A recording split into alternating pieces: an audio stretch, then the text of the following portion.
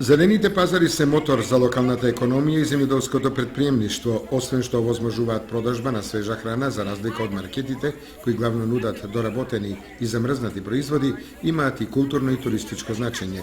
Во Македонија има околу 20.000 тезги, што воопшто не е мала бројка. Од дивите продавачи државата годишно губи од 700.000 до 800.000 евра.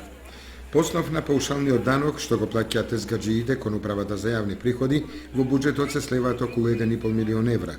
Дополнително и организаторите на пазарите по основ на ДДВ, придонеси за вработените и другите давачки уплатуваат повеќе милиони евра.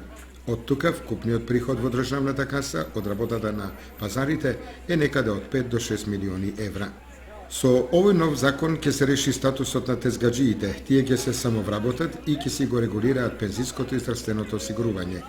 Воедно ќе се надмине проблемот со дивите продавачи кои не се внатре во пазарите, туку најчесто надвор или околу пазарите. Согласно предлог законот, пазарчиите наместо лиценци ќе добиваат решенија по принцип на регистрирање.